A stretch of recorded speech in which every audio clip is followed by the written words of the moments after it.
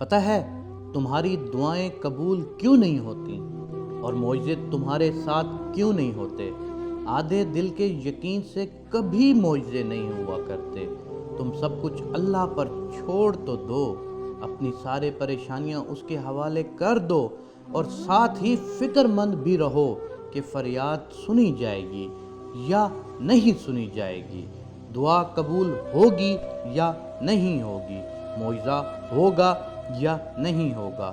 اللہ پر یقین کرنے کی کوئی شرط نہیں ہوتی کہ اس پر کامل یقین کیا جائے، سارا معاملہ اس کے سپرد کر دیا جائے تو پھر سوال نہیں اٹھایا جاتا۔ تمہارا دل وسوسوں کے درمیان الجھنا نہیں چاہیے، دھتکارے جانے کا خیال تمہارے دل میں نہیں آنا چاہیے۔ تمہارے دل کی ضد ہونی چاہیے کہ میں نے جہاں ہاتھ پھیلائے ہیں اس رب کی شان کے خلاف ہے اگر میں سوال کروں، اور مجھے یقین ہے کہ وہ مجھے خالی ہاتھ نہیں لوٹائے گا۔ اور تم یہ کیسے بھول جاتے ہو کہ تمہارے رب نے دن اور رات کی قسم کھا کر فرمایا ہے، نہ تمہارے رب نے تمہیں تنہا چھوڑا اور نہ تم سے ناراض ہوا ہے، اور عنقریب تمہیں اتنا عطا کرے گا کہ تم خوش ہو جاؤ گے۔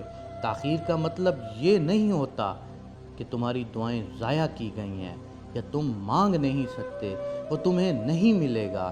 تاخیر میں تو خیر چھپی ہوئی ہے، تاخیر میں بندے کو صبر سکھایا جاتا ہے، تاخیر میں ہی اللہ نے معجزے کو پوشیدہ رکھا ہوا ہے۔ اور جب یہ تاخیر ختم ہوتی ہے تو دل کے رازوں کی کتاب وہاں سے کھلتی ہے جہاں زبان سے کہنے کی ضرورت نہیں ہوتی، جہاں پہلے سے دل کے سارے حال اس کے سامنے کھول کر رکھ دیے جاتے ہیں۔ وہاں دل کی بات کرنے کے لیے لفظ نہیں ڈھونڈنے پڑتے، سوچنا نہیں پڑتا کہ کیا کہنا ہے، وہاں تو بس آنسو اپنی بات کہہ جاتے ہیں۔ دل کا حال جوں کا توں اس کے سامنے رکھ دیا جاتا ہے۔ وہاں تو گناہ گاروں کو بھی بڑی محبت سے سنا جاتا ہے۔ وہ واحد جگہ ہے جہاں تم لاکھ بے وفائیوں کے بعد بھی چلے جاؤ تو تمہیں دھتکارا نہیں جاتا۔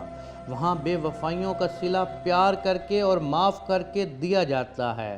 تو آئندہ یہ مت کہنا کہ میری دعا قبول ہوگی یا نہیں ہوگی، تمہاری دعا ضرور قبول ہوگی، کیونکہ تاخیر میں بہت راز چھپے ہوتے ہیں۔ تاخیر میں تمہیں صبر سکھایا جاتا ہے۔ وہ کہتے ہیں کہ اللہ کے ہاں دیر ہے، اندھیر نہیں ہے۔ آپ کے کسی کام میں اگر تھوڑی بہت دیر ہو جاتی ہے تو اس کا یہ مطلب کبھی مت لیجئے گا کہ اللہ نے تمہاری بات نہیں سنی۔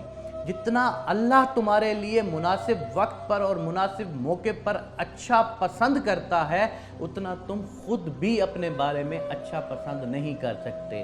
ایک اللہ تمہاری 70 ماؤں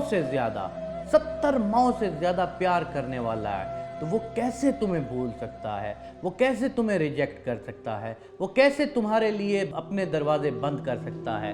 وہ اللہ جس نے مشرکین کو، وہ اللہ جس نے کافروں کو، وہ اللہ جس نے اس کو خود کو نہ ماننے والوں کو رزق عطا کرنے سے کبھی گریز نہیں کیا، تو تم کیسے سمجھتے ہو کہ تم اللہ کے اگر نیک بندے ہو اور اللہ کے اسلام پر پابند ہو اور اللہ کو ماننے والوں میں ہو تو تمہارے ساتھ اللہ تمہیں بھول جائے گا، تمہاری کہی ہوئی بات کو اللہ نہیں سنے گا؟